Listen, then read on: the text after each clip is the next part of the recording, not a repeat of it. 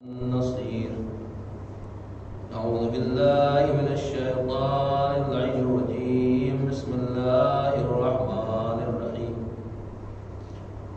الحمد لله رب العالمين بارئ الخلائق أجمعين، ثم الصلاة والسلام على أشرف الأنبياء والمرسلين سيدنا ونبينا بالقاسم محمد.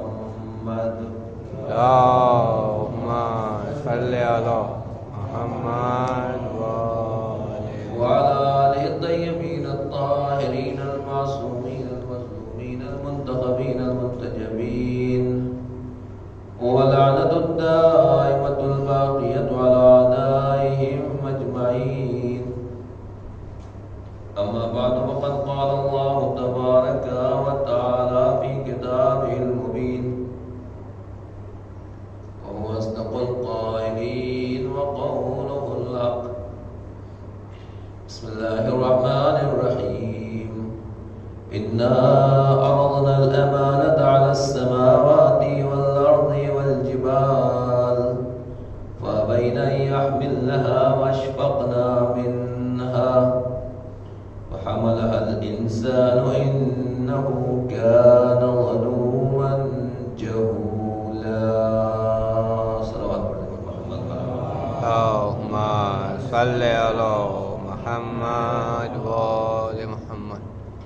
سورہ برقہ احزاب آیت نمبر 72.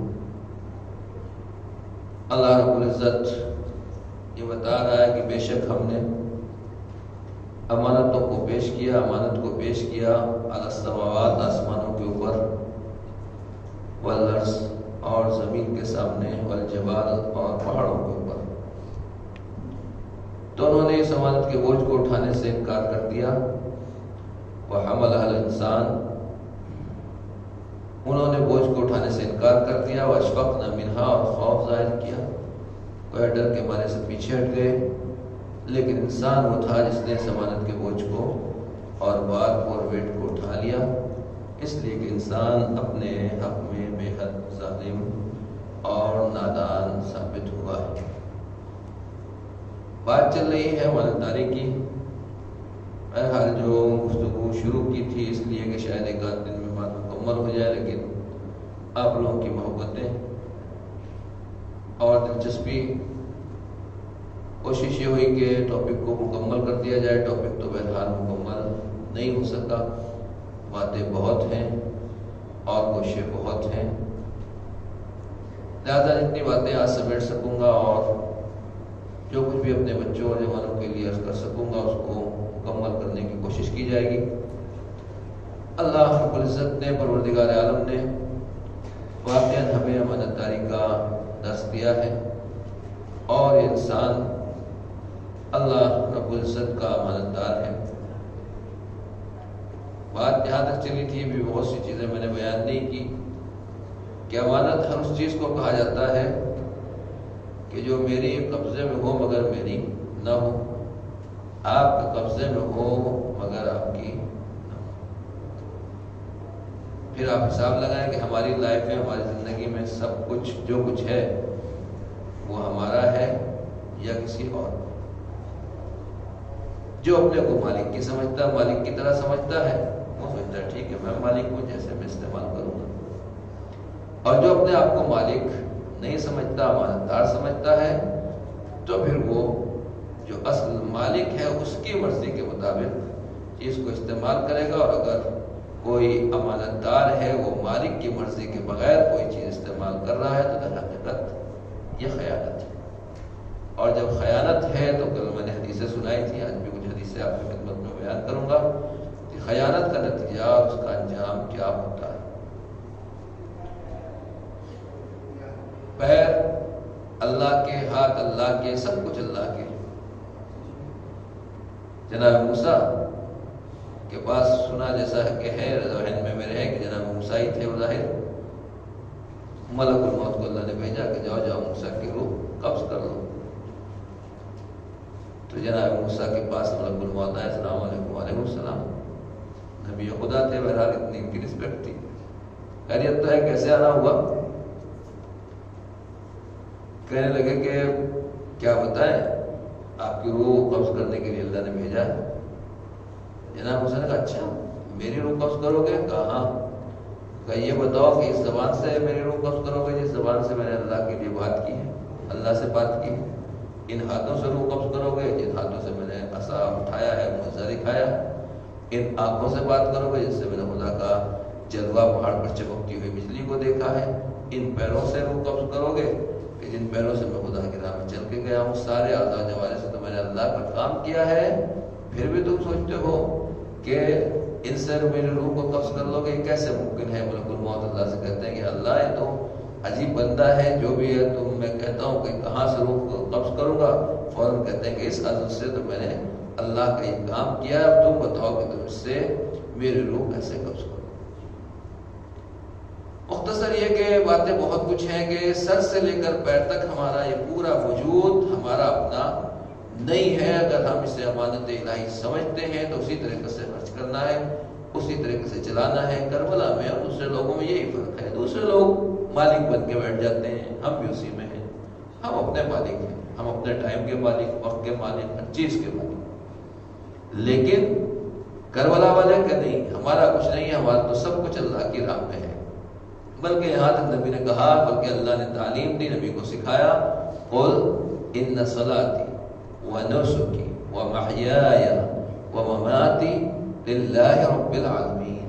آپ ان سے کہیے ان صلاتی، بے شک میری نماز، ونسکی، اور جو کچھ بھی میں کام کرتا ہوں، اعمال کرتا ہوں، وہ سب، قل ان صلاتی ونسکی، تو میری نماز اور میرے تمام اعمال، حتیٰ کہ محیایا، میری پوری لائف، میری پوری زندگی، اور صرف زندگی ہی نہیں، وہ مماتی، اور میری موت بھی للہ رب العالمین، اللہ رب العالمین کے لیے۔ کلیئر ہو گئی بات؟ ہمارا جینا بھی اللہ کے لیے، ہمارا مرنا بھی اللہ کے لیے، ہمارا اٹھنا بھی اللہ کے لیے، اور ہمارا بیٹھنا بھی اللہ کے لیے۔ اور جو مولا کائنات کی خصوصیت ہے کہ سب سے پہلے جس کی زبان کے اوپر یہ جملہ آیا، اس کو پڑھنے کے بعد ہم سب کے ہاتھ پیر بھول جاتے ہیں کہ کچھ ہو گیا حادثہ، انا للہ و انا الیہ راجعون، ہم اللہ کے لیے ہیں اور اسی کی طرف پلٹ کر جانے والے ہیں۔ یہ موبائل اگر ہے بات کرنے کے لیے، ریکارڈ کرنے کے لیے، جس کام کے لیے ہے، جب تک یہ کام کا انجام دے رہا ہے تو اس کا مطلب اس کا فائدہ ہے۔ جس دن یہ کام کرنا چھوڑ دے گا اس دن اٹھا کے پھینک دیا جائے گا۔ مولا کائنات کی زبان پر سب سے پہلے یہ جملہ آیا تھا کہ انا للہ، ہم اللہ کے لیے ہیں، و انا الیہ راجعون، اور اسی کی طرف پلٹ کر جانے والے ہیں۔ تو جب ہم اسی کی طرف پلٹ کر جانے والے ہیں، تو جب ہم اللہ کے لیے ہیں تو کام کس کے لیے کر رہے ہیں؟ ہر آدمی اپنی جگہ، دوسرے کی طرف نہ کہے فلاں یہ کرتے تھے، وہ یہ کرتے ہیں، ان کے یہاں یہ ہوتا ہے۔ بھائی اپنا حساب کتاب آدمی کر لے، ایک بات ہے، صبح سے شام تک، کل کی بات نہیں، پرسوں کی بات نہیں، 10 سال 20 سال کی بات نہیں کرو، آج صبح اٹھنے کے بعد، نماز پڑھنے کے بعد صبح کی، اب تک ہم نے کتنے کام اللہ کے لیے کیے ہیں، کتنے کام اپنے لیے کیے ہیں، کتنے کام دین کے لیے کیے ہیں، کتنے شریعت کے لیے کیے ہیں۔ کربلا والوں میں ہمارے لوگ میں یہی فرق ہے، چاہے کربلا کے جوان ہوں، چاہے کربلا کے بچے ہوں، چاہے کربلا کی خواتین ہوں، چاہے کربلا کی بیٹیاں ہوں، لڑکیاں ہوں، اور چاہے کربلا کے بوڑھے اور بزرگ ہوں، کربلا کے سرونٹ ہوں، غلام ہوں، نوکر ہوں، چاکر ہوں، کوئی بھی ہو میدان کربلا میں جو کوئی بھی کام کر رہا تھا وہ کیا کہا؟ انا للہ و انا الیہ راجعون۔ یہ چل بھی رہے ہیں تو خدا کے لیے، بیٹھ بھی رہے ہیں تو خدا کے لیے، قیام کر رہے ہیں تو خدا کے لیے۔ جب ہر کام اللہ کے لیے ہوتا ہے تو روایت کہتی ہے، حدیث کہتی ہے، ما کان للہ ینمو، جو کام اللہ کے لیے ہوتا ہے اللہ اس میں اضافہ کر دیتا ہے، بڑھوتری دے دیتا ہے، اور اس میں برکت عطا کر دیتا ہے۔ کربلا میں بظاہر 72 تھے، لیکن کام اللہ کے لیے کیا تھا، پوری دنیا میں انقلاب ہے، ہر جگہ اربعین حسینی کی تیاری ہے، ہر جگہ فرش اربعین بچھا ہوا ہے، شب اربعین لوگ فرش اضا کے اوپر جمع ہیں، اور جو لوگ کربلا جا رہے ہیں وہ وہاں پہنچے ہوئے ہیں۔ یہ کیا ہے؟ 72 آدمی تو دنیا میں ہر جگہ ہوتے ہیں، ہر بستی میں ہوتے ہیں۔ بات یہ ہے کہ جتنے کربلا والے اللہ کے لیے تھے، نہ اس سے پہلے اتنے ایک ساتھ جمع ہو سکے، نہ اس کے بعد جمع ہو سکے۔ صلوات پڑھیں اور محمد والے محمد پر۔ اللہم صلی علی محمد۔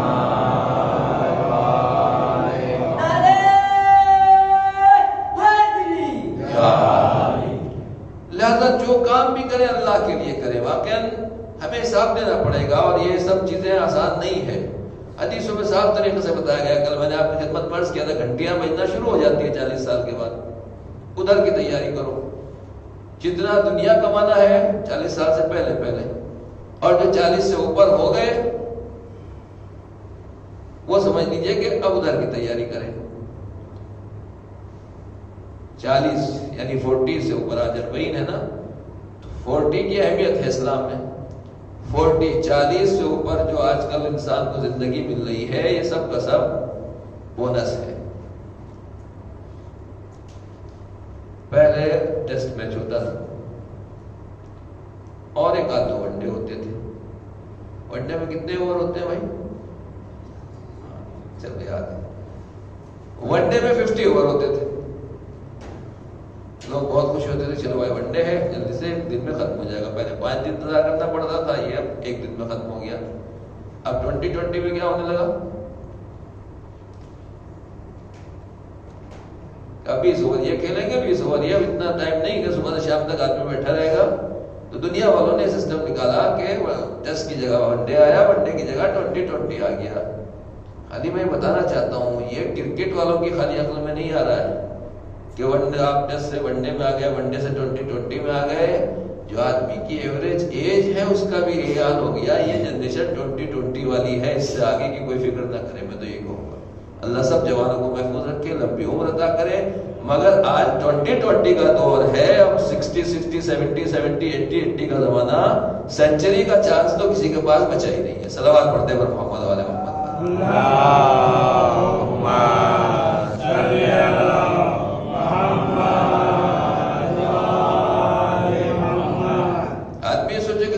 سدھر جائیں گے، بعد میں انتظام کر لیں گے، 70-80 سال کے بعد نہیں۔ عزیزان گرامی، یہ سب ہونے والا نہیں ہے۔ آدمی کو پہلے دن سے تیاری ہونا چاہیے۔ کربلا میں جتنے بھی بچے لائے گئے، جوان لائے گئے، یہ کیا تھے؟ وہی تھے سب جو 2020 والے تھے۔ انہیں فکر نہیں تھی کہ 100 سال جئیں گے، 50 سال جئیں گے، 80 سال جئیں گے، تب دین کی خدمت کریں گے۔ 18 سال کی عمر ہے، چلو کربلا میں۔ 13 سال کی ایج ہے، چلو کربلا میں۔ 6 مہینے کا بچہ ہے، چلو کربلا میں۔ کیوں؟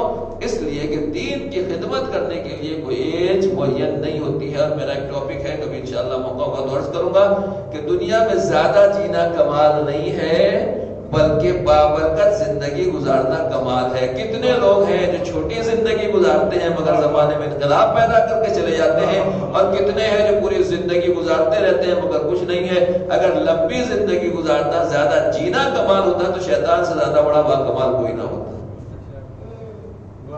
ایک صلوات پڑھتے پر محمد والے محمد پر اللہم صلی علی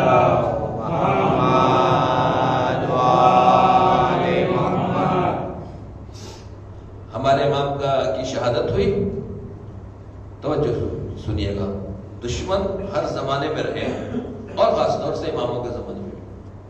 ظاہر سی بات ہے، کسی گھر میں انتقال ہو گیا، چاہنے والا ہے، شیعہ ہے، مومن ہے، امام کا ماننے والا ہے، دوسرے لوگوں سے بھی ملنا جلنا تھا۔ امام کی شہادت ہوئی، امام کے صحابی ادھر سے جا رہے ہیں، ادھر سے وہ ناصبی آ رہا ہے، دشمن آ رہا ہے، جو بہرحال امام کے بارے میں اچھا خیال نہیں رکھتا۔ جملہ پتا کیا کر رہا ہے کہ اچھا تمہارے امام تو مر گئے۔ شہادت کو کیا کرے؟ تمہارے امام تو مر گئے۔ دیکھیے پڑھے لکھے ہونے کا اور صحیح علمی جواب کا مطلب کیا ہوتا ہے۔ اب یہ کیا کہتا ہے؟ ہمارے جوان تو بڑھ جاتے رہے، تم نے مردہ کہہ دیا، شہید نہیں کہا۔ انہوں نے کہا ہاں ہمارے امام تو مر گئے، اس میں کون سی تعجب کی بات ہے؟ قرآن کہہ رہا ہے پیغمبر سے، انک میتون و انہم میتون، اے پیغمبر آپ بھی مرنے والے ہیں، یہ لوگ بھی مرنے والے ہیں۔ تو جب پیغمبر مر جائیں گے، دنیا سے چلے جائیں گے، ان کو اللہ نے میت قرار دیا، تو امام بھی ہمارے مر گئے۔ تو ہمارے امام تو مر گئے مگر تمہارا امام زندہ ہے، شیطان قیامت تک اور یوم یبعثون تک زندہ رہے گا۔ ہمارا امام تو آتا ہے چلا جاتا ہے، اللہ نے ان کے لیے موت رکھی ہے، مگر تمہارا امام جو ہے وہ باقی ہے۔ صلوات پڑھے اور محمد والے محمد پر اللہم صلی علی محمد۔ بات چل رہی تھی امانت داری اور خیانت کی، کہ اگر آدمی خیانت کرتا ہے، گڑبڑی کرتا ہے، تو اس کا نتیجہ کیا ہوتا ہے۔ ہماری زندگی کے ہر پہلو میں، ہر سانس میں، ہر چیز میں بہرحال امانت داری کا حساب ہے، اور ہم کسی نہ کسی کے ابھی صلوات پڑھنے پر محمد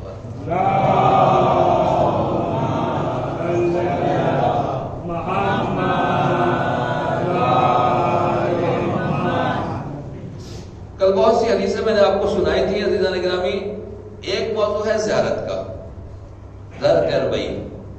میں ہر سال پڑھتا ہوں، لیکن اس سال بہرحال جو لوگ نہیں جا سکے میں بعد میں بتاؤں گا، اگر بھول جاؤں تو مجھے متوجہ کرا دیجیے گا تاکہ بہرحال ان لوگوں کے لیے بھی کچھ نہ کچھ عرض کر دوں.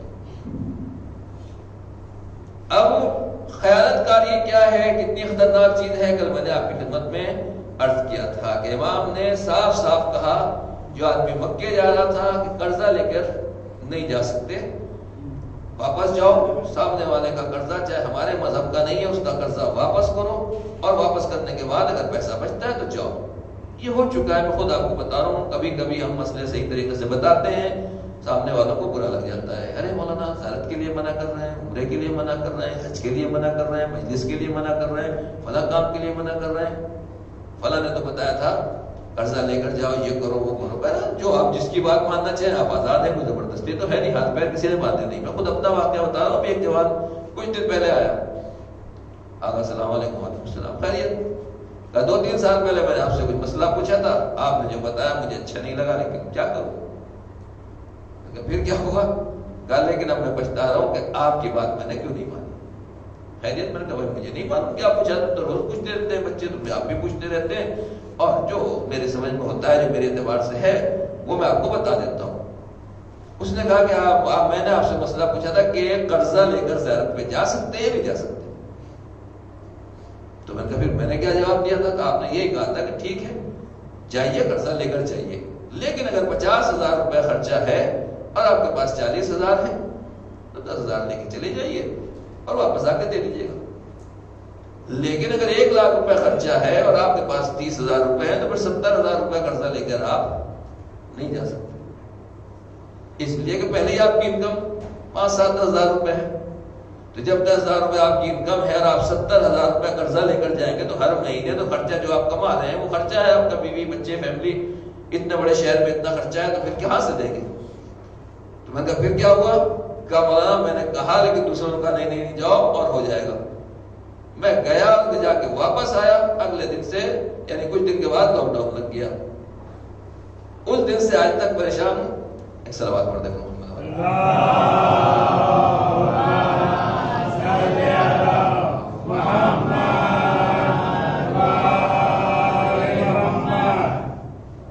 اس دن سے میں پریشان، لاک ڈاؤن لگا ہوا ہے اور سامنے والا قرض کے اوپر مطالبہ کر رہا ہے. بھائی میں نے کہا میں جو مسئلہ جانتا تھا اپنے کم علمی کے حساب سے بتا دیا، عمل کرنا آپ کا کام ہے. یہ میں اپنی طرف سے نہیں بتا رہا، میں آپ کی حدیث میں نے آپ کو سنا دی کہ واقعا اگر آدمی قرضہ لے رہا ہے اور بعد میں قرضہ ادا نہ کر سکے، ابھی میں نے کل عرض کیا تھا اگر پوری حدیث کا موقع ملا تو وہ بھی آپ کو سنا دوں گا کہ شب عاشور امام نے صاف اعلان کرایا کہ میرے ساتھ وہ آدمی شہید نہ ہو جس کی گردن کے اوپر کسی کا قرضہ ہے. اتنے سخت احکامات ہیں. اب میں نے بتایا تھا کہ افشاء سر اخیک، اپنے دوست، اپنے بھائی، اپنی فیملی، کسی کا بھی راز اگر ہمیں معلوم ہے، اور ہم نے کہا آج کل تو یہ چل رہا ہے، کسی کا راز ہم نے فاش کر دیا، یہ بھی خیانت ہے. کسی کے موبائل میں کوئی چیز دیکھ لی، کسی کو کوئی گناہ، غیبت اسی لیے حرام ہے. غیبت کا مطلب کیا ہے؟ کسی کے اندر کوئی برائی پائی جاتی ہے، اس برائی کو ہم عام کریں اور لوگوں کے سامنے اس کو بیان کریں، یہ ہے غیبت. کوئی برائی ہے، گناہ کیا، اس نے غلط کام کیا، یہ ہم نے دوسرے کو ٹرانسفر کر دیا، یہ ہے غیبت. گناہ نہیں کیا، برائی نہیں کی، ہم نے اس کے اوپر سے تہمت لگائی اور اس کا وہ گناہ اس کے سر منڈ کے کہا کہ دیکھو فلاں نے یہ برا کام کیا، اس کا نام ہے تہمت، یہ اس سے بری چیز. آج کی میڈیا اور آج کا جو ٹی وی ہے اس میں ہوتا کیا ہے، کسی نے چھوٹا سا غلطی کی، پوری میڈیا پوری دنیا میں اس کو دکھاتی ہے. اب اس کلچر میں پیدا ہوئے ہیں، دیکھیں گے بدنام کر دیں گے، طلاق کے میٹر آتے ہیں، وہ میٹر آتے ہیں. ابھی ہمارے 15 محرم میں 6 محرم کو کیس داخل کیا گیا ہمارے شہر میں. یہ بتائیے ماہ محرم جہاں عرب لوگ جنگیں نہیں کرتے تھے، وہاں اپنے کو آزادار کہنے والے پولیس میں رپورٹ لکھوا رہے ہیں. پرانا ایک کیس تھا اس کو پھر سے زندہ کیا جا رہا ہے. کیا ہے؟ اور اس میں تہمتیں لگائی جا رہی ہیں، ٹی وی پہ دیا جا رہا ہے. میں یہ کہنا چاہتا ہوں یہ جنریشن وہ ہے، ذرا سا کچھ ہوا فوراً فیس بک، فوراً واٹس ایپ. ان بزرگوں سے پوچھئے پہلے بڑے بڑے کتنے کیس ہو جاتے تھے، محلے والوں کو نہیں پتہ چلتا تھا، پڑوس والوں کو نہیں پتہ چلتا تھا، ماں باپ کو نہیں پتہ چلتا تھا، رشتہ داروں کو پتہ نہیں چلتا تھا. اس لیے کہ کسی کا راز، کسی کی برائی کو چھپانے کو اسلام کہتا ہے، برائی کو عام کرنے کو اسلام نہیں کہتا. وہ ستار العیوب ہے. اللہ کی ایک شان یہ ہے کہ وہ ہماری برائیوں کو چھپانے والا ہے. جس طریقے سے میں اور آپ ایک دوسرے کی برائیاں واٹس ایپ فیس بک پہ ڈالتے ہیں، جس دن اللہ نے ہمارے گناہوں سے پردہ اٹھانا شروع کر دیا تو کوئی بستی میں دکھائی نہیں دے گا، نہ کوئی مولوی نہ غیر مولوی. صاف بات، نہ کوئی عزادار نہ غیر عزادار، خدا نہ خواستہ جس دن پروردگار کی نظر کرم پلٹ گئی اور اس نے ہمارے گناہوں سے پردہ اٹھانا شروع کر دیا. اس کا کرم ہے کہ وہ ستار العیوب ہے. ہم گناہ کرتے ہیں، وہ پردہ ڈال دیتا ہے، کہتا ہے توبہ کر دو، میں ان کو صاف بھی کر دوں گا دنیا سے، ماں باپ سے چھپا کے رکھوں گا، رشتہ داروں کو چھپا کے رکھوں گا. امام کی دعا اٹھا کر دیکھیے، امام کہتے ہیں کہ پروردگار اگر تو نے میرے عیوب ماں باپ کو بتا دیے ہوتے تو گھر سے نکال دیتے، رشتہ داروں کو بتا دیے ہوتے تو بات کرنا چھوڑ دیتے، کوئی مجھے کچھ اہمیت نہ دیتا، مگر تو کتنا کریم ہے، کتنا رحیم ہے کہ ساری میری غلطیاں اور برائیاں جاننے کے بعد بھی پردے ڈالتا. پیغمبر ستار، امام ستار، امام زمانہ ہمارے تمام چیزوں کو جانتے ہیں، مگر تو پر میں اتنا ہی کہوں گا جوانوں سے کہ اگر کوئی برائی دیکھے تو اس پہ پردہ ڈالے. ہاں اتنا ضرور یاد رکھیے گا، کسی بچے نے کسی بچی نے کوئی گڑبڑ کی تو آپ کہہ رہے نہیں بتانا نہیں، مولانا نے منع کیا. اگر یہ بگڑنے کا معاملہ ہے تو پھر اس کے پیرنٹس کو بتائیے، مولانا کو بتائیے. میں نے بتایا تھا کہ جو محرم، اصل محرم وہ اسے محرم راز کہا جاتا ہے. ایک دوسرے کے محرم بنیے. ماں باپ کی ذمہ داری ہے کہ اپنی اولاد کو اپنا محرم راز بنائیں. یعنی بچے اگر کچھ بھی کر رہے ہیں کسی اور سے کہنے کے بجائے، اگر بچی ماں سے کہہ رہی ہے، باپ سے کہہ رہی ہے، بیٹا ماں باپ بھائی گھر کے فیملی کسی ایک ممبر سے کہہ رہے تو یہ ہے محرم راز، جس کی اہمیت ہے. ایک صلوات پڑھتے پر محمد والے محمد.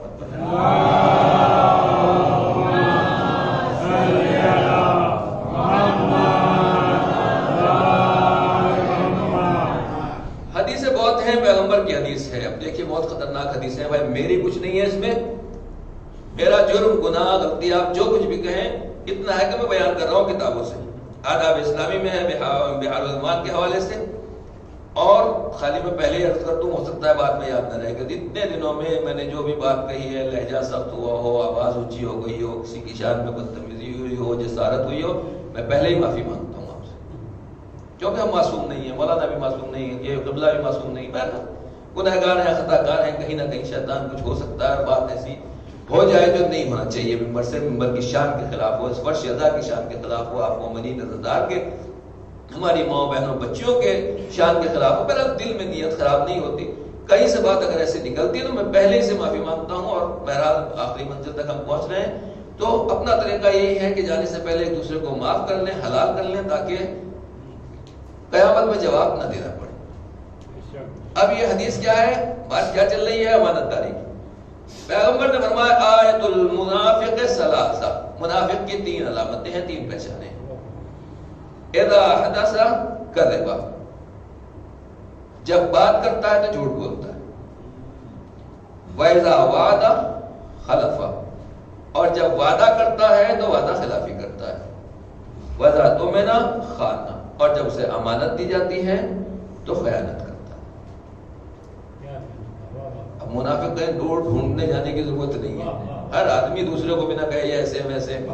میں اس کا قائل نہیں ہوں کہ دوسرے کو دیکھیں ان کا گریبان اتنا دور ہے، ان کا گریبان اتنا دور ہے، اپنا گریبان قریب ہے، اسی میں جھانک کے دیکھ لیں سب کچھ مل جائے گا. کوئی معصوم نہیں ہے. اور آقا کراتی ہے اللہ ہمارے استاد کا کی زندگی زیادہ اضافہ فرمائے.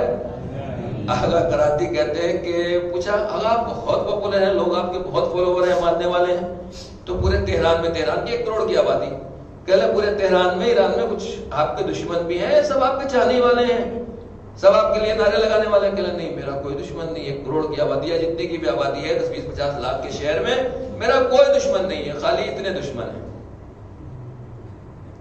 کتنے ہو گئے؟ پھر سے کہ لیں میرے کل 15 دشمن ہیں، باقی کوئی دشمن نہیں. اتنے بڑے شہر میں آپ اتنے پاپولر لوگ آپ کے اتنے ماننے والے، کوئی دشمن نہیں، خالی 15 دشمن ہیں. کہ لیں ہاں. کہ لیں یہ 15 دشمن کون ہے قبلہ؟ کہ لیں 14 معصوم، 1 اللہ. سمجھ میں آ گیا؟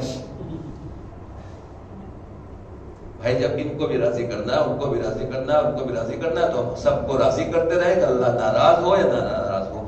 چواردہ معصومین ناراض ہوں یا تو خوش ہوں اس کی ہمیں پرواہ نہیں، ہم ایک دوسرے کو راضی کرنے کی کوشش کرتے ہیں بس۔ عزیزان گرامی، جب دنیا کو راضی کرو گے تو وہ ناراض ہو جائے گا، اہل بیت ناراض ہو جائیں گے، ان کو خوش کر لو، کائنات خود بخود تم سے خوش ہو جائے گی۔ صلوات پڑھیں پر محمد والے محمد۔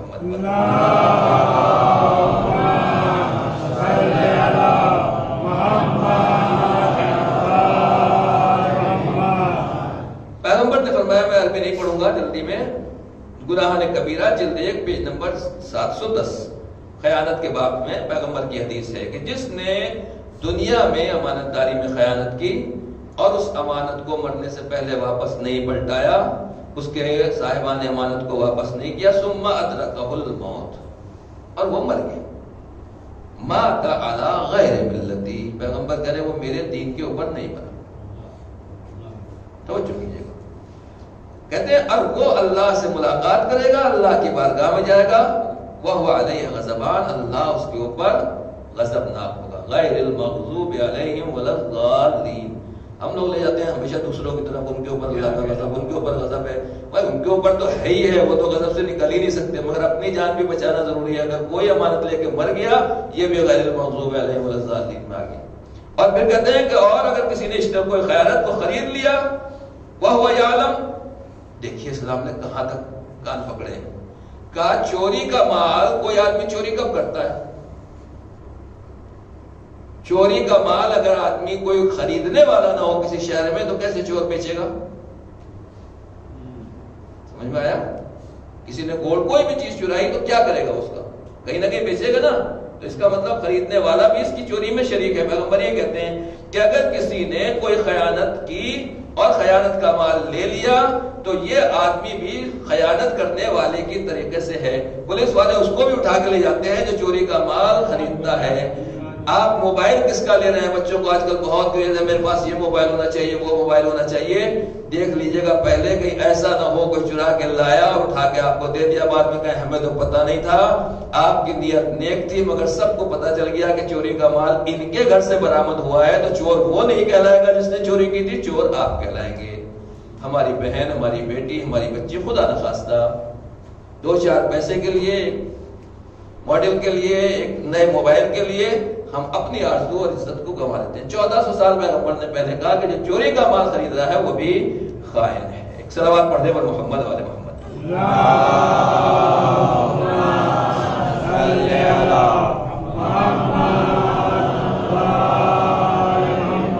ہوگا کیا؟ پھر ان لوگوں کو جہنم میں حکم دے دیا جائے گا اور جہنم میں ان کو اٹھا کے ہمیشہ ہمیشہ کے لیے ڈال دیا جائے گا۔ بہت سی حدیثیں ہیں، اچھا سنیے، بڑی خطرناک حدیثیں ہیں۔ یہ امام جعفر صادق علیہ السلام کی حدیث ہے۔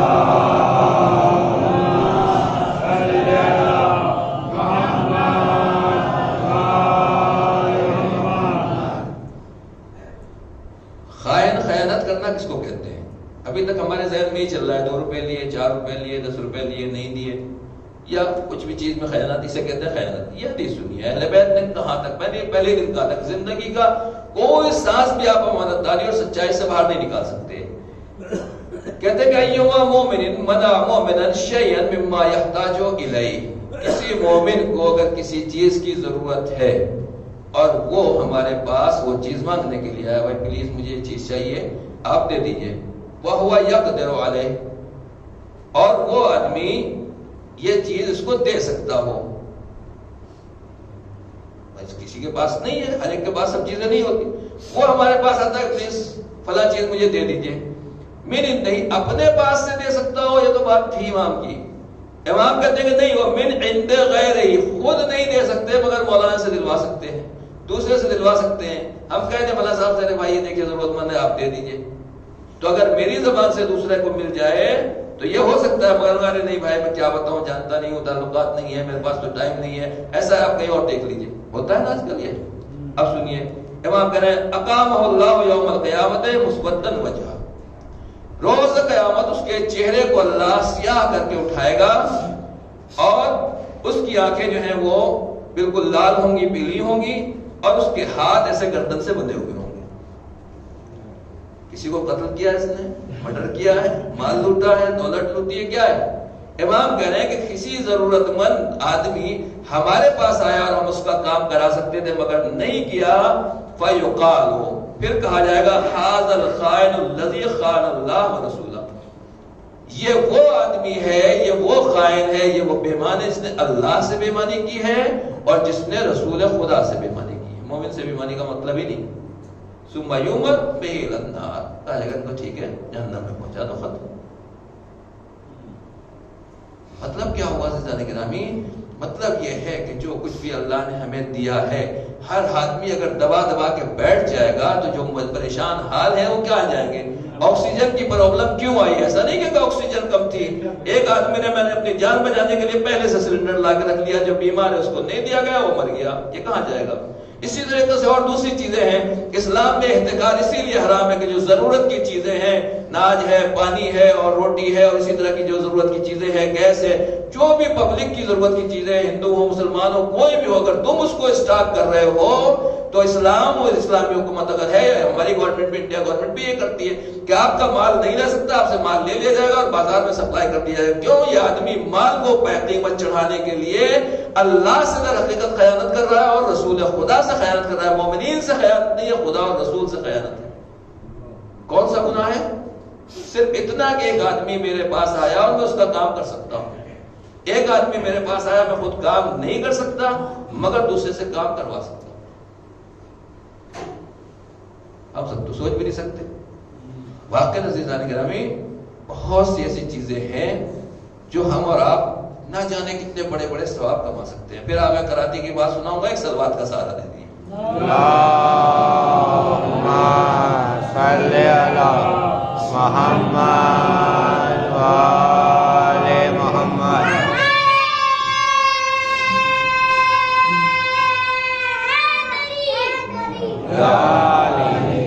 واقعاً اگر میری مجلسوں کی عزت بچا رکھی ہے تو ان بچوں نے عزت بچا رکھی ہے، ورنہ تو یہاں نعرہ حیدری کیا سانس بھی آدمی کا لینا مشکل ہے۔ نعرہ حیدری!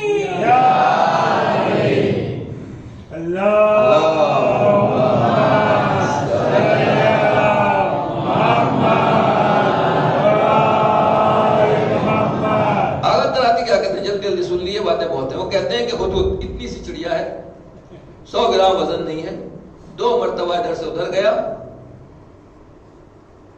مولانا 8 سال سے آ رہے ہیں، قبلہ 10-12 سال سے، میں بھی کہیں نہ کہیں 10-20 سال سے خدمت کر رہا ہوں، ان کی بات نہیں کر رہا ہوں، بہرحال ان کے اثرات ہیں اور ان کی خدمات اپنی جگہ، میں اپنی بات کر رہا ہوں۔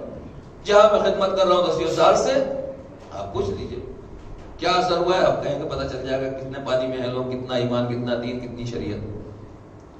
یعنی بہرحال ہم ہوں، لوگ ہوں، کوئی بھی مبلغ کتنا بڑے سے بڑا مبلغ ہو، 2-4 لوگ ہیں واقعاً صاحبان قسمت، مولانا صاحب اللہ کا میں نام لوں گا، مولانا سعید اختر صاحب جنہوں نے افریقہ میں جا کے چینجنگ کی، ایسی شخصیتیں واقعاً سینچریوں میں بہت مشکل سے پیدا ہوتی ہیں، اللہ قوم کے اوپر احسان کرتا ہے تو ایسی شخصیتیں پیدا ہوتی ہیں جو واقعاً انقلاب لاتے ہیں، امام خمینی علیہ الرحمہ ہیں اور دوسرے لوگ ہیں۔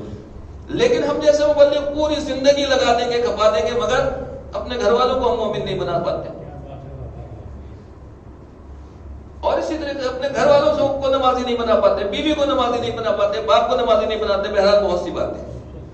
آگا کراتی کہتے ہیں اتنی سی چڑیا 2 مرتبہ ملک سبا گئی، 1 مرتبہ حدود گیا، آگے جناب سلیمان کو بتایا کہ وہ آپ کو نہیں مانتے ہو تو سورج کی پوجا کرتے ہیں، کہا اچھا ٹھیک ہے، خط لکھا، کہا جاؤ، خط لے کے گیا اور وہاں کے پھر حالات بتائے اور ملک سبا اٹھ کے چلی آئی، 2 مرتبہ گیا، ایک پورے ملک اور کنٹری کو مسلمان بنا دیا۔ ہم لوگوں نے کتنوں کو بنایا؟ میں اپنی بات کر رہا ہوں۔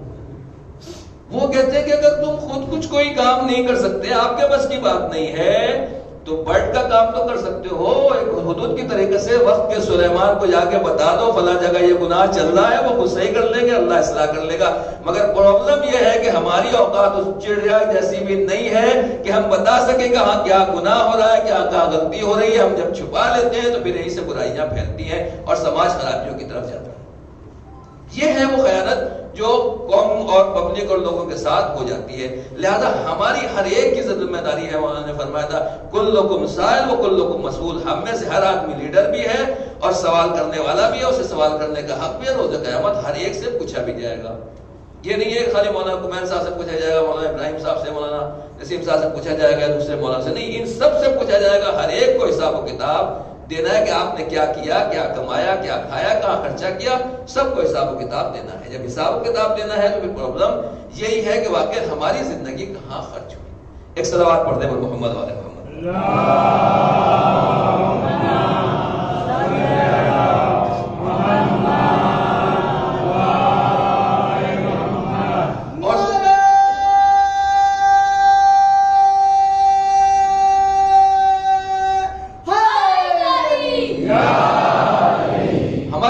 بیمان کسے کہا جاتا ہے؟ جو لاکھ 2 لاکھ 10 20 لاکھ کا کسی کو ٹوپی پہنائے وہ بیمان ہے. اب آئیے پیغمبر کیا فرماتے ہیں؟ اما علامت الخائن فاربع. خائن کا ترجمہ میں بیمان کر رہا ہوں تاکہ مجھے آسانی رہے، بچے بھی سمجھ جائیں. جو خائن ہوتا ہے، جو بیمان ہوتا ہے، اس کی 4 نشانیاں ہیں. اسیان الرحمن، سب سے پہلے تو خدا کی معصیت کرتا ہے، اللہ کی بات نہیں مانتا، اللہ کا گناہ کرتا ہے. یعنی جتنے بھی ہم گناہ کر رہے ہیں یہ نہ سوچیں کہ تو گناہ ہے، نہیں، یہ خیانت ہے. اور جب خیانت ہے تو خائن کی سزا آپ کو سن چکے ہیں. نمبر 2، سب سے پہلے تو خدا کی معصیت کرتا ہے، اللہ کی نافرمانی کرتا ہے، اللہ کو حکم نہیں مانتا. نمبر 2، وَأَذَى الْجِيرَانِ، اپنے پڑوسیوں کو تکلیف پہنچاتا ہے. اللہ ہم سب کو محفوظ رکھے. پڑوسیوں کے حقوق کسی کو پوچھنا ہو تو یہ نہ دیکھیں مسجد میں کون سب سے پہلے آتا ہے، کون سب سے بعد میں آتا ہے. برابر والے پڑوسی سے پوچھئے مولانا کمل صاحب کیسے ہیں، مولانا صاحب فلاں صاحب کیسے ہیں، وہ بتائیں گے آپ کو. تو جو پڑوسیوں کو تکلیف دیتا ہے وہ خائن. وَبُغْضُ الْأَقْرَانِ، ساتھ میں بیٹھے ہیں، دوست ہیں، مگر دل میں کچھ نہ کچھ میل کچیل پایا جاتا ہے. اس کا مطلب یہ ہے کہ یہیں سے گڑبڑی ہے.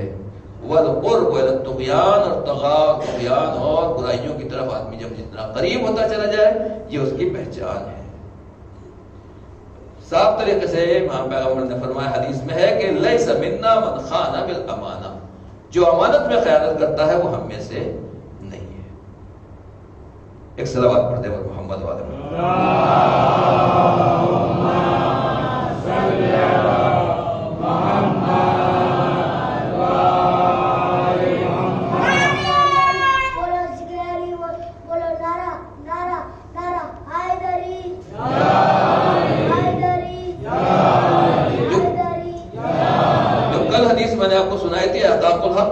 جلد نمبر 19 پیج نمبر 429 کا حوالہ میرے پاس یہاں لکھا ہوا ہے.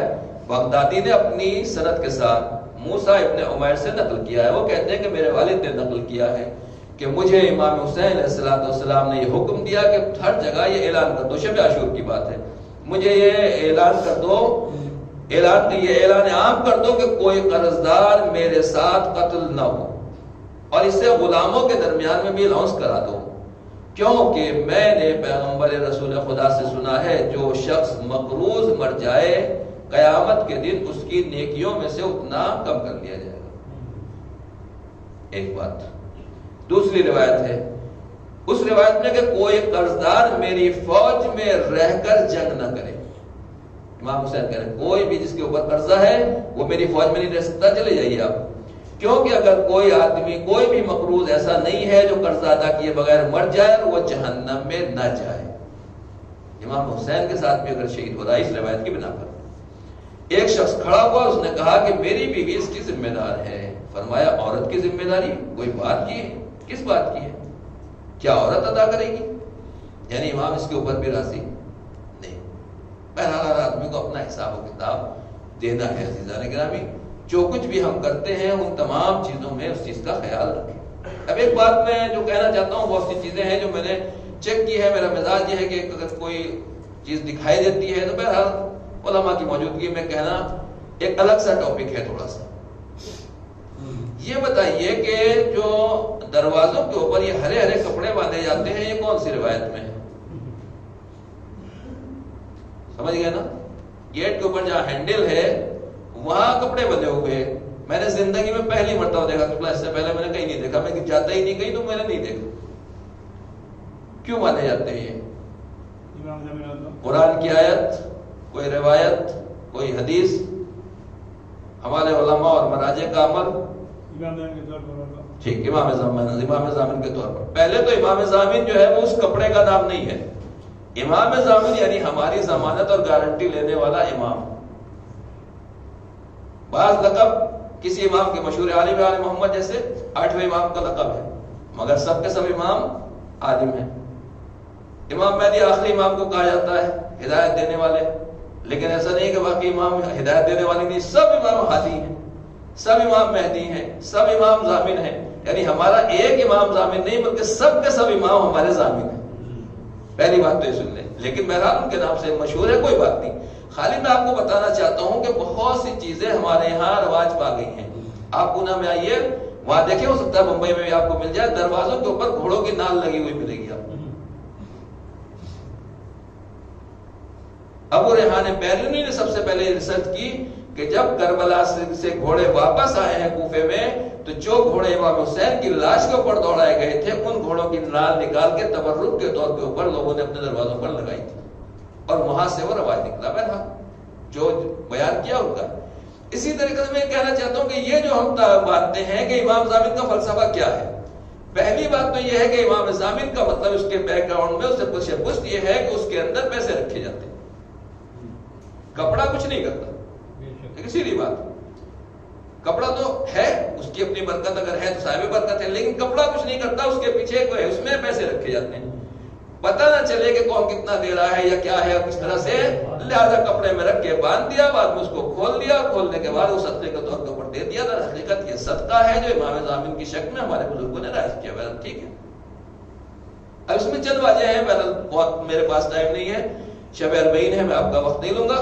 لیکن اصل بات یہ ہے کہ اس کو اٹھا کے ہم نے دروازے کے اوپر باندھ دیا. باقی ویسے تو آپ علماء سے پوچھ لیجئے گا. حدیث میں ہے کہ ناخن اگر بڑے ہو جائے تو ان میں شیطان رہتا ہے. آج کل پہلے عورتیں لیڈیز بڑھاتی تھیں، اب لڑکے بھی بڑھانے لگے ہیں. کتنے کام ہیں جو لڑکیوں نے چھوڑ دیے، لڑکوں نے کرنے شروع کر دیے. کیا مطلب ہوا بیٹا؟ ناخن اگر بڑے ہیں تو اس میں شیطان رہتا ہے. مطلب کیا ہوا؟ یعنی کہ ہر جمعے کو کاٹیے، یا جمعرات کو سارے ناخن کاٹیے، ایک ناخن چھوڑ دیجیے، اس کو جمعے کو کاٹیے. مستحب. بتائے گا کوئی؟ ناخن میں شیطان رہتا ہے، کیا مطلب؟ اب تو مومن ہیں، اللہ والے. جب تک میں آپ سے پوچھوں گا نہیں، میں اس لیے ٹائم لے رہا ہوں، جب تک پوچھوں گا نہیں آپ کو یاد نہیں رہے گا. اس زمانے میں آج سے 14 بھی کسی آدی واسی سے یا گاؤں کے دیہات کے اپنے ہی لوگوں سے کسی سے پوچھیے کہ وائرس کیا ہوتا ہے، بیکٹیریا کیا ہوتا ہے، سب بچے بتا دیں گے ماشاءاللہ سے، سائنس پڑھے ہوئے. بیکٹیریا جانتے ہیں نا، وائرس جانتے ہیں. اس زمانے میں جب یہ حدیثیں آئی تھی، اگر پیغمبر کسی کو بتاتے، امام کسی کو بتاتے اس میں بیکٹیریا پایا جاتا تو کہتے بیکٹیریا کیا ہو، کیا مذاق کر رہے ہیں آپ، یہ بھی کوئی چیز ہے اس میں کوئی بیکٹیریا ہو، اس میں کوئی وائرس ہو. آج میڈیکل سائنس سب کچھ ہے. تو جب کہا گیا کہ ناخن کے اندر شیطان ہوتا ہے، اس کا مطلب ہے کہ ناخن کے اندر جو گندگی ہے اور میل بھرا ہوا ہے، اس کا مطلب اس میں بیکٹیریا ہے. جب بچہ کھائے گا، بڑا کھائے گا، یہ بیکٹیریا اندر جائے گا، آپ کو تکلیف دے گا. یہی شیطان ہے اور یہی بیکٹیریا ہے. کلیئر ہوگی بات؟ اسی طرح سے کہا گیا کہ جہاں سے برتن ٹوٹا ہوا ہو وہاں سے پانی نہ پیجیے، اس لیے کہ یہاں شیطان بیٹھا رہتا ہے. کیا شیطان آ گیا اس پہ کب پہ بیٹھ جائے گا اتنا سب؟ یہ بھی یہی طریقہ ہے کہ اس کا مطلب یہ ہے کہ یہاں کے اوپر کیونکہ گندگی پائی جاتی ہے، اگر آپ نے وہاں سے پی لیا، یہ بیکٹیریا چلا گیا اندر، یہ گندگی منہ میں چلی گئی اور منہ سے پیٹ میں گئی، آپ بیمار پڑ گئے اور بہرحال مصیبت میں مبتلا ہو جائیں گے. ایک بات ٹھیک ہے، کلیئر ہے؟ دیکھیے آپ سوال کرنا چاہتے ہیں، یہاں بھی سوال کر سکتے ہیں، کل تک میں ہوں اسی لیے پہلے پڑھ رہا ہوں. اب سوال دوسرا یہ ہے، کوئی حدیث جو میں نے آپ کو سنا ہے، انہی حدیثوں میں سے ایک حدیث ہے کہ النظافۃ من الایمان، نظافت پاکیزگی ایمان کا حصہ ہے، پارٹ ہے. ٹھیک ہے. جس کے دروازے کے اوپر یہ کپڑا بندھا ہوا ہے، ایمانداری کے ساتھ آج جائے، فوٹو لے اور واٹس ایپ پہ ڈال دے گروپ پہ اور اپنا نیچے نام لکھ دے. کل صبح کو جو نمبر 1 آئے گا اس کا انعام اس کو ملے گا. دیکھیں جو کام نیک کام کر رہے ہیں، سمجھ کے کر رہے ہیں، نیک سمجھ کے کر رہے ہیں. میں نے پہلے ہی کہا کہ ہمارے یہاں نیکیوں کی کمی نہیں ہے. ہم امام ضامن نکال رہے ہیں، امام ضامن کا کام کر رہے ہیں، ایک نیک کام ہے، ثواب کا کام ہے، مگر کہیں نہ کہیں نل کھلا ہوا ہے جہاں ہمارے یہاں یہ ثواب جا رہا ہے. اب آگے کا سنیے بات کیا ہے. جب ہم نے یہ باندھ دیا کسی کے یہاں 1 سال سے بنا ہوا ہے, کسی کے یہاں 2 سال سے بنا ہوا ہے, کتنے سال سے کس کے یہاں یہ کپڑے بندھے ہوئے ہیں. اہل بیت وہ ہیں جو ان کپڑوں کے محتاج نہیں ہیں. دین اسلام وہ ہے کہ جہاں کعبے میں کہیں ڈوری باندھنے کی ضرورت نہیں کہ ان کو یاد رہے. یہ مندروں کا سسٹم ہے. لیکن توجہ کیجیے گا, اہل بیت سے امام نے کہا امام حسین علیہ السلام یہ چاہیے گا, ٹھیک ہے مل جائے گا. یا علی مدد, کبھی آج تک دیکھا آپ نے ڈوری باندھی کہ یا علی مدد کہہ کے ڈوری باندھے نجف میں تو پھر ہمارا کام ہوگا؟ نہیں, ان کو پکارے وہ حاضر ہیں. یا ابا صالح المہدی ادرکنی, یا امام زمانہ میری مدد کیجیے, وہ آ جائیں گے, ختم ہو گئی بات. تو یہ دھاگے باندھنے کپڑے باندھنے سے ان کے یہاں ان کی ضرورت نہیں. لیکن میں آپ کو بتانا چاہتا ہوں کہ دیکھیے ہم نیک کام کر رہے ہیں, نیک سمجھ کے کر رہے ہیں, مگر ہوا کیا, یہ کپڑا لگا ہوا ہے, آپ باہر سے آئے, آپ کا ہاتھ نجس ہے, آپ نے دروازہ کھولا, یہ کپڑا پاک رہا کہ نجس. کام والی آئی, ہندو مسلمان نوکر کام والے آتے رہتے ہیں, گرمی کا زمانہ ہے, پسینہ اپنے سے پوچھا تو دروازہ کھولا اور چلا گیا. یہ ڈنڈا جو دروازہ ہے, گیٹ ہے, پاک رہا کہ نجس؟ بولیے, نجس ہو گیا نا. اب میں نے آپ سے کہا تھا کہ ہوٹلوں میں نہ کھائیے, باہر نہ کھائیے, اپنی ماں بہنوں کے گھر کے ہاتھ کا کھانا کھائیے. اب ہم نے بیل دبائی, گھر میں ممی کوئی بھی کھانا بنا رہی ہے, کچن میں ہے, روٹی بنا رہی ہیں, آئی اور ہم نے بیل دبائی, انہوں نے اسی گیلے ہاتھ سے اس کو دروازے کو کھولا, وہ نجس تھا. اور وہ آنے کے بعد انہوں نے توجہ نہیں, انہوں نے سبزی اٹھائی اور گوشت اٹھایا, جو بھی اٹھایا وہ پتیلی میں ڈال دیا. یہ جو کھانا بنا یہ پاک ہے کہ نجس؟ جو کپڑا مہینوں سالوں تک بندھا رہے گا, پہلی بات تو اس کے اندر میل ہے, گندگی ہے, شیطان کا اڈا ہے, اور دوسری بات یہ کہ یہ خطرہ بھی پایا جاتا ہے کہ وہ نجس ہو اور احتیاط نہ کریں. اہل بیت نے یہ بتایا. تیسری چیز ایک اور ہے, سلوات کا سہارا دے دیں.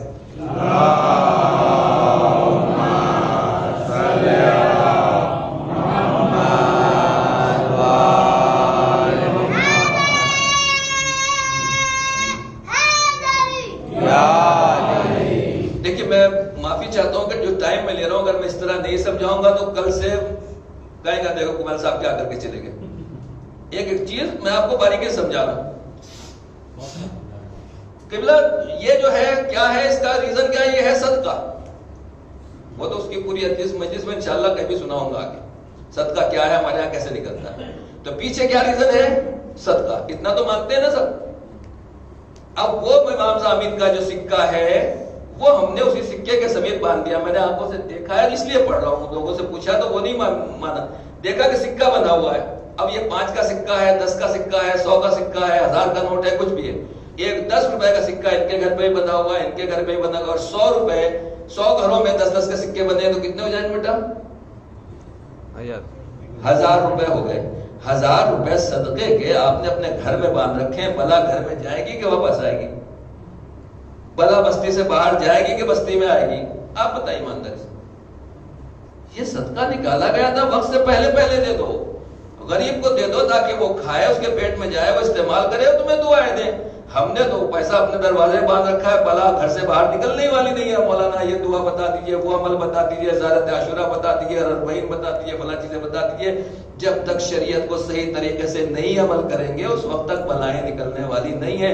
اندھ وشواس کا نام دین اہل بیت نہیں ہے, یہ منزل یقین ہے جو کربلا میں آنکھوں سے دکھائی گئی ہے. صلوات پڑھنے پر محمد والے محمد. اللہم صلی علی محمد وآل محمد.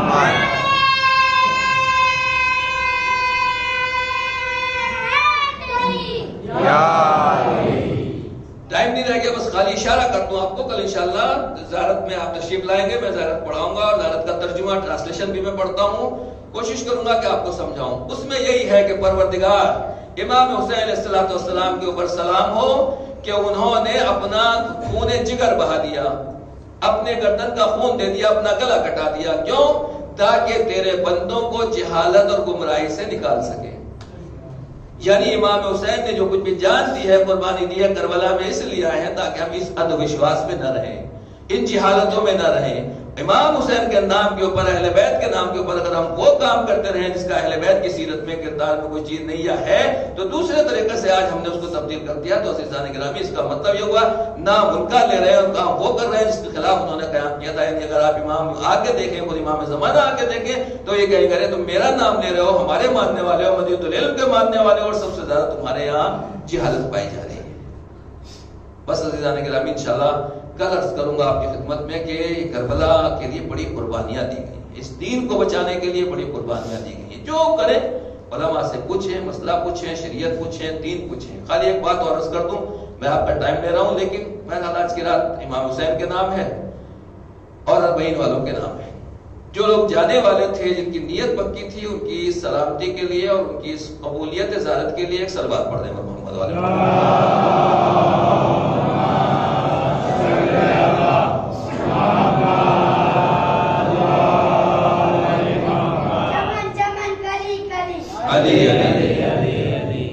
کل انشاءاللہ میں جو دو باتیں وہ عرض کروں گا، لیکن خالی آج اشارہ کر دوں تاکہ بات مکمل ہو جائے. ابھی حج کا زمانہ گیا، ایک صحابہ کہ مولانا حج کی بکنگ کرائی تھی، پچھلے سال بھی نہیں گئے، اس سال بھی نہیں گئے. میں نے کہا مبارک ہوا. کیا کہہ رہے ہیں آپ مبارک ہو؟ میں نے کہا مبارک ہو. کہا کیوں؟ ہم نے کہا حدیث میں ہے جو کوئی آدمی نیک کام کی نیت کرے، اگر کسی وجہ سے اس کو نہ کر سکے اس کو پورا ثواب ملتا ہے. اللہ نے آپ کو حج کا ثواب بھی دے دیا، پورا پیسہ واپس بھی آ گیا. پچھلے سال بھی نہیں جا سکے، پچھلے سال فری میں حج ہو گیا. اس سال بھی نہیں جا سکے، بغیر کسی زحمت مشقت کے پیسہ بھی بچا، محنت بھی بچی، اس سال بھی آپ کا حج ہو گیا. آئندہ سال گئے تو گئے، ہیٹرک آپ کی آسانی کے ساتھ ہو جائے گی. جو اللہ کے گھر کا قانون ہے وہ امام حسین کے گھر کا قانون ہے. آپ کو دل توڑنے کی ضرورت نہیں. آپ ہر سال جاتے تھے، آپ کی نیت تھی کہ جائیں گے، نہیں جا سکے مجبوری کی بنا پر، آپ کو وہی ثواب ملے گا جو کل کربلا میں زائرین امام حسین پیدل چل کے جانے کے بعد جو زیارت کا پڑھیں گے، ان کو جو ثواب ملے گا وہ یقیناً آپ کو بھی ہمیں بھی ثواب ملے گا جس کی نیت تھی. سمجھ گئے آپ؟ لیکن ایک بات اور کہہ دوں میں کہ اگر اب بھی ویزا مل جائے، ہے کوئی جانے کے لیے تیار؟ ایک کوئی ہاتھ اٹھا دے بھائی. چلیے، اگر ابھی بھی ویزا ہو جائے، کل صبح فلائٹ ہے، آپ جائیے تو یہ تیار ہیں. عراق ایئر کو کتنا پیسہ دیں گے ٹکٹ کا؟ 40,000 50,000. ہوٹل والوں کو کتنا دیں گے؟ 50,000 1 لاکھ 1.5 لاکھ بہرحال جیسا بھی پیکج تھا. آپ کو فری میں زیارت کا ثواب مل گیا. یہ 1.5 لاکھ روپیہ جو امام حسین کے نام پر خرچ ہونے والا تھا وہ کہاں گیا؟ کلیئر ہو گیا میرا سوال؟ تھوڑا سا ٹف تو نہیں ہے، ہارڈ تو نہیں ہے بھائی. ہم زیارت کے لیے جاتے، فیملی کو لے کے نہ جاتے، اکیلے بھی جاتے 1 لاکھ خرچ کرتے، 50,000 خرچ کرتے، 2 لاکھ خرچ کرتے، پوری فیملی کو لے کے جاتے 10 لاکھ خرچہ کرتے. اللہ نے دیا، سبحان اللہ، خرچ کیجئے. اور آپ کتنا بھی خرچ کر لیں کچھ بھی نہیں. ایک ناخون کا بھی ہم بدلہ نہیں دے سکتے کربلا والوں کے، ایک بال کا بدلہ نہیں ہو سکتا. تو ہم نے جو کچھ بھی پیسہ رکھا تھا، جن کے پاس ہے، میں کہنا چاہتا ہوں کہ آپ نے جو ہے، جو زیارت کے لیے آپ جانے والے تھے، پیسہ آپ کا سیف ہے. تو پیسہ سیف ہے، زیارت کا ثواب تو مل گیا. اس پیسے کا کیا ہوگا؟ مطلب یہ ہے کہ اگر یہ پیسہ اسی طرح رکھا رہا، اس کا مطلب یہ ہے کہ پھر ہم امام حسین کے لیے نہیں جا رہے تھے، تو ہمارا کہیں نہ کہیں نفس شامل تھا. اب اگر یہ پیسہ کہیں راہ امام حسین میں خرچ کر دیا جائے تو عزیزان گرامی آپ کو زیارت کا ثواب بھی مل گیا، اور یہ پیسہ بھی قوم کے بھی کام آ گیا، آپ کے بھی کام آ گیا، دوسرے مومنین کے بھی کام آ گیا. لیکن اگر خدا نخواستہ دوڑ خالی اسی طرف لگے رہے کہ پیسہ وہیں خرچ ہوگا، تو پھر ہر آدمی اپنی نیت کا خود امتحان کرے کہ امام حسین کے لیے جا رہا ہے یا انجوائے کے لیے جا رہا ہے، ٹائم پاس کرنے کے لیے جا رہا ہے، کمپٹیشن میں جا رہا ہے، کس چیز میں جا رہا ہے، یہ آدمی کو دیکھنا ہے. یعنی ہمارا مقصد، اس اہل بیت کا مقصد یہی ہے کہ جو ہمارے راہ میں آ رہے ہیں وہ دیکھیں، وہ قربانی دیں، اور اس طریقے سے جو کچھ بھی ہو سکتا ہے، جہاں ضرورت ہو وہاں پیسہ اگر خرچ کر دیا جائے تو زیارت کا ثواب بھی مل گیا اور وہ اجر عظیم بھی مل گیا جو ہم نے دوسرے کام سے کیا. 2 in 1 اسی کو کہتے ہیں. زیارت فری میں مل رہی ہے، یہ پیسہ جو تم دینے والے تھے اسے دوسری راہ میں دے دو. ہے کوئی ان باتوں کو سمجھنے والا یا سمجھانے والا؟ ارے مولانا کیا بتائیں یار، تو یہ کام نکل آیا، وہ کام نکل آیا. شیطان اتنے کام نکلوا دیتا ہے، یہ پیسہ جیب سے نہیں نکل سکتا. کس کے لیے پیسہ دے رہے ہیں؟ جنہوں نے اپنا گھر لٹا دیا، جنہوں نے اپنے گود کے بالوں کو کٹوا دیا، جنہوں نے اپنے گود کے بالوں کو راہ خدا میں قربان کر دیا، ان کے لیے ہم نہیں دے سکتے. اصل سمجھنا پڑے گا کربلا کیا ہے. کربلا اپنے کو قربان کرنے کا نام ہے، کربلا اپنے کو لٹانے کا نام ہے، کربلا دین کو زندہ کرنے کا نام ہے، کربلا اہل بیت کے چاہنے والوں کی مدد کرنے کا نام ہے. جب یہ تمام چیزیں ہوں گی، امام سجاد کو جب دفن کیا گیا، امام سجاد کی بات نہیں کر رہا ہوں، وہ تو آپ سنتے رہتے ہیں. امام سجاد سے پوچھا گیا جب امام حسین علیہ السلام کو دفن کرنے کے لیے آئے اور کہا بوریا لاؤ، چٹائی لاؤ. جب امام کو الٹا گیا تو پشت مبارک کے اوپر نشان تھا. لوگوں نے کہا فرزند رسول اس سامنے تو گھوڑوں کی ٹاپوں کے نشان ہیں، زخمیں ہیں، تلوار ہیں، تیر ہیں، مگر یہ کمر کے اوپر نشان کیسا ہے؟ امام کی کھال سخت کیوں ہے؟ کہا بابا مدینے کے غریبوں کے لیے روٹیاں کمر پہ رکھ رکھ کر اس طریقے سے جاتے تھے، اس کی وجہ سے یہ کمر کے اوپر نشان پڑ گیا تھا. یہ ہے کربلا جو نہ ہم سنتے ہیں نہ عمل کر پاتے ہیں. بہرحال جو عمل کرتے ہیں خدا قبول کرنے والا ہے. ہاں آزاداروں بس مسائل آپ مولانا سے سن چکے ہیں، آپ کا وقت نہیں لوں گا. شب اربعین آ گئی ہے، اربعین کی تیاری ہے. جو خوش قسمت تھے گئے اور اللہ کو صحت و سلامتی کے ساتھ واپس بیٹھا ہے. جو خوش قسمت ہے اور انشاءاللہ آگے جلدی سے جلدی پروردگار زیارت کے راستے ان کے لیے فراہم فرمائے.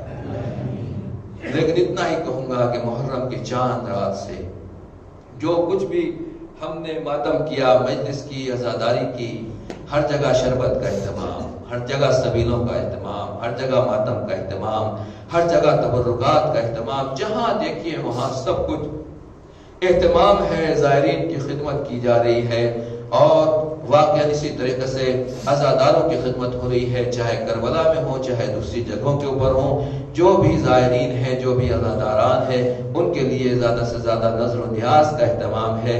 کیوں؟ اس لیے کہ یہ غریب الوطن کو رونے کے لیے آئے ہیں، یہ ایک مجبور اور بے کس کو رونے کے لیے آئے ہیں، یہ ایک ماں کو دلاسا دینے کے لیے آئے ہیں. ہاں عزاداروں چراغ حسین نے اسی لیے بجھایا تھا تاکہ پتہ چل جائے میرا مخلص کون ہے اور کون مخلص نہیں ہے. حسین نے ایسے لوگوں کو خیمے میں جمع کیا تھا کہ چراغ بجھنے کے بعد کوئی اٹھ کے نہیں گیا تھا. میں بھی اتنا ہی کہوں گا یہ چراغ بھی اسی لیے بجھایا جاتا ہے کہ اگر کسی کو رونے میں شرم آتی ہے تو آج اپنے آنسوؤں کو روکنے کی ضرورت نہیں ہے، آج گریے میں کنجوسی کی ضرورت نہیں ہے. عزاداروں اتنا ہی کہوں گا کہ مسائب پڑھنے کی بھی ضرورت نہیں ہے. خالی یہ خیال آ جائے کہ آج شب اربعین ہے، رونے کے لیے یہی کافی ہے، تڑپنے کے لیے یہی کافی ہے. اربعین کا مطلب کیا ہے؟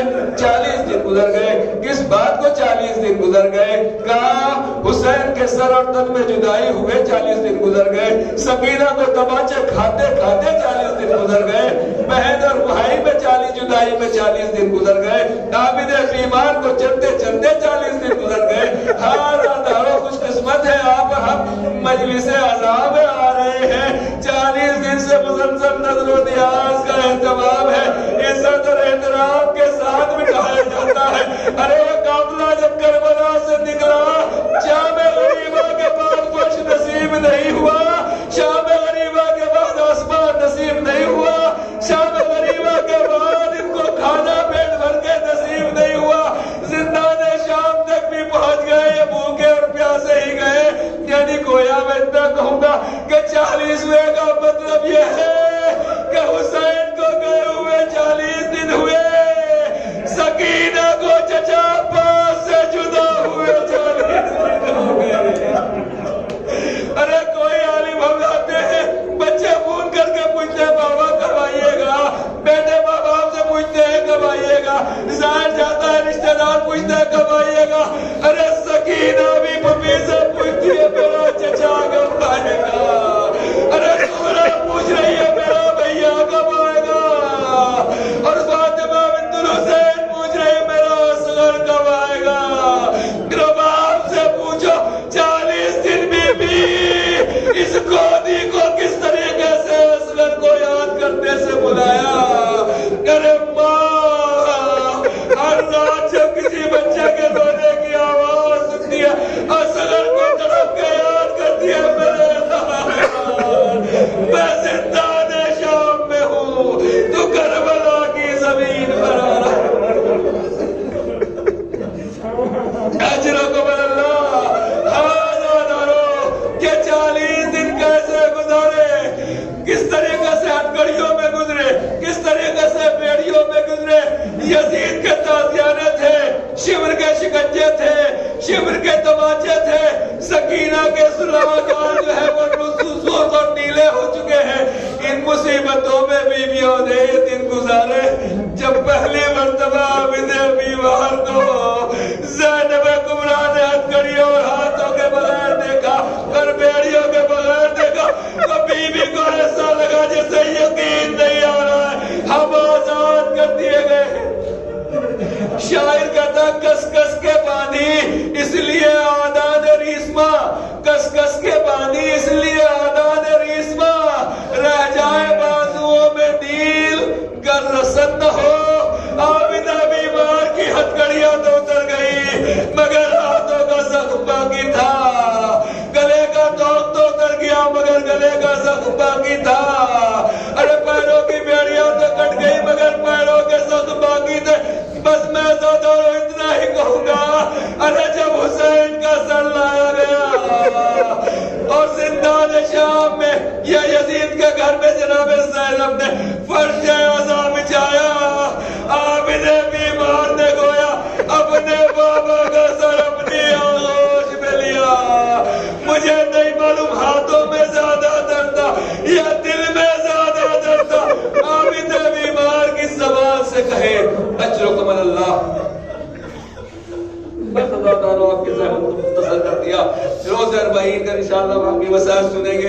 خالی اتنا کہنا چاہتا ہوں کہ بھی مولانا مسائل پڑھ رہے تھے، آپ رو رہے تھے، گریہ کر رہے تھے، آپ کی آوازیں بلند ہیں۔ ابھی میں مسائل کے جو بھی جملے آپ کی خدمت میں عرض کر رہا ہوں، آپ رو رہے ہیں، گریہ کر رہے ہیں، آپ کی آنکھوں میں آنسو ہیں۔